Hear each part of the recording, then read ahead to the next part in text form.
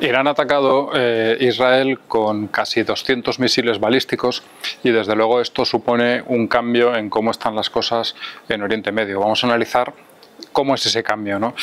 Hay dos cosas o una cosa muy importante que decir. Este no ha sido un ataque como el que ya vimos en abril de este mismo año, en el que Irán lanzó más bombas, más cosas a Israel, pero no eran misiles balísticos. Eso marca una diferencia y marca la diferencia de que Irán en esta ocasión sí que pretendía matar, sí que pretendía que hubiese víctimas.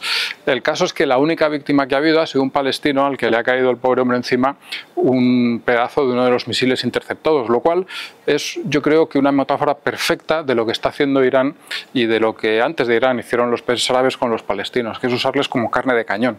Al final, los que mueren en los conflictos entre Irán e Israel o entre los que tuvieron en su día los países árabes con Israel son sobre todo los palestinos, que, insisto, son utilizados como carne de cañón, con el aplauso prácticamente unánime de la prensa occidental por estos países para sus propios intereses, no por, desde luego, los intereses de los propios palestinos, que al final lo único que hacen es matar cuando pueden, pero sobre todo morir. Este ataque, como digo, significa un cambio porque había intención de matar y no se ha matado no porque no hubiese esa intención, no porque el ataque fuese débil, sino porque Israel tiene unos sistemas de defensa absolutamente alucinantes. La mayor parte de los misiles se ha interceptado en el aire. Además, Israel tiene unos sistemas de defensa, pero además ha contado con sus aliados, ha contado con Estados Unidos, con Jordania e incluso con Arabia Saudí, y esos son datos que son importantes también. Pues bueno, como decía, la mayor parte de los misiles se han interceptado. Los que no se han interceptado es porque iban a caer en áreas despobladas y la gente además ha mantenido la disciplina. Millones de personas han estado durante horas en refugios para pues que no les pasase lo que le ha pasado al pobre palestino este que os contaba antes. ¿Qué va a pasar ahora? ¿Cuál es la situación a partir de ahora en Oriente Medio? Bueno, pues lo primero y más importante, la guerra en el Líbano, por supuesto, va a seguir. Eso es un empeño que no depende de esto. Es una guerra que, como ha sido también la del sur, para Israel es muy importante. Yo diría que es prácticamente existencial, es decir, tiene que librar esa guerra porque si no está en riesgo la propia existencia del Estado de Israel, y va a seguir con ello y va a seguir golpeando a Hezbollah hasta que estimen oportuno. Todavía no está muy claro si se va a intentar una destrucción total o se intenta simplemente la creación de un colchón de espacio que evite que Hezbollah pueda atacar el norte de Israel como está haciéndolo hasta ahora, pero bueno, eso, insisto, va a seguir.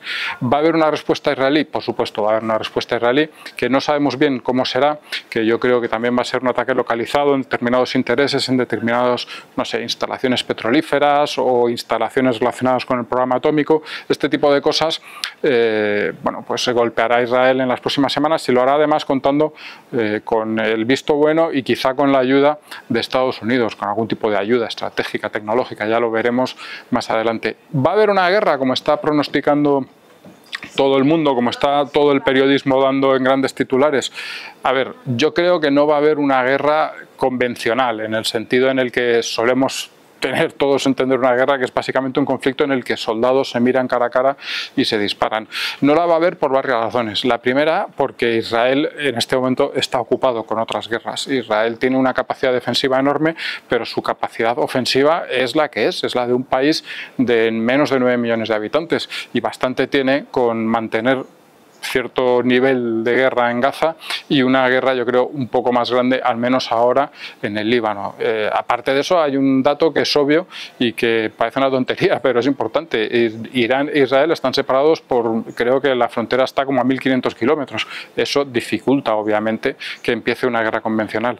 Y luego, por último, porque en realidad Irán, aunque haga este ataque, Irán no pretende lanzar una guerra. Irán ha atacado porque no tenía otro remedio. En Oriente Medio, y sobre todo si eres un estado terrorista como Irán, el liderazgo lo mantienes a base, digamos, a base de usar la violencia y de promoverla. Irán está mandando a gente a morir, como decía antes, está mandando a los de Hezbollah a morir, ha mandado a los de Hamas a morir, y para seguir teniendo un cierto liderazgo en ese ambiente, pues tenía que hacer algo, no podía sin más recibir los golpes de Israel sin hacer nada. Pero Irán, en el fondo, tampoco quiere una guerra, y no la quiere porque no puede mantenerla. Irán no está capacitado para mantener una guerra convencional con Israel. No lo está porque a pesar de ser un país muy grande, y a pesar de ser un país que tiene recursos, no ha decidido preparar su ejército para eso, sino que ha decidido gastar su dinero y ha gastado auténticas millonadas en los últimos años, a pesar de los problemas que tiene Irán, que es un país con muchos problemas internos, incluso económicos, pues ha gastado auténticas millonadas en armar a Hezbollah, en armar a Hamas, en armar a los hutíes de Yemen. Así que el ejército de Irán, aunque pueda pasar como uno de los más grandes del mundo, porque es un país poblado y desde luego tiene mucha población y probablemente tiene muchos soldados, no es un ejército capaz de mantener una guerra en la que tendría que enfrentarse a Irán y de alguna forma, a Israel tendría que enfrentarse a Israel y de alguna forma muy probablemente tendría que enfrentarse también a Estados Unidos. Irán está buscando, con este tipo de ataques, con la respuesta que pueda tener Israel, internacionalizar el conflicto, que en la región tengan que entrar otros actores. Pero yo eso lo veo muy complicado, básicamente porque Irán tiene dos grandes aliados estratégicos, que son sobre todo Rusia y China, y Rusia, pues la verdad es que lo mismo que decíamos antes de Israel. Rusia está muy ocupada con su propia guerra, la masacre que ha lanzado en Ucrania, el sinsentido de esa invasión, y la verdad es que no creo que tenga recursos para una intervención en el área significativa. Y China, pues China está a otras cosas. China está sobre todo al negocio y a sus propios problemas también en el Pacífico, que los tiene, aunque bueno, pues no aparezcan en los medios tanto como estas cosas. Así que yo creo que Irán se ha equivocado y ha dado un paso en falso, un error que le va a costar caro y que no va a provocar ni esa guerra ni esa internacionalización, a pesar, insisto, de que la prensa europea esté encantada de contarnos que vamos a morir todos en breve.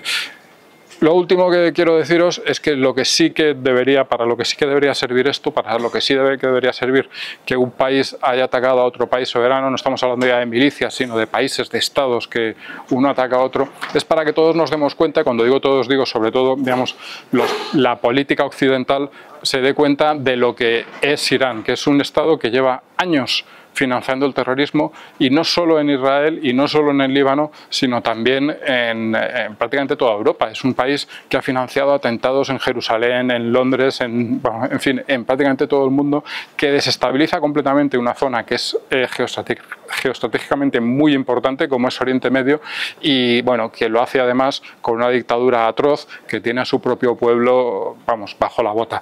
Hay que empezar a pensar, el mundo tiene que empezar a darse cuenta de que, primero, no se puede permitir que esa gentuza tenga la bomba atómica, y segundo, hay que acabar ya con la dictadura de los ayatolás, que insisto, están tratando a los palestinos como carne de cañón, tratando a los de Hezbollah como carne de cañón y sobre todo machacando a su propio pueblo.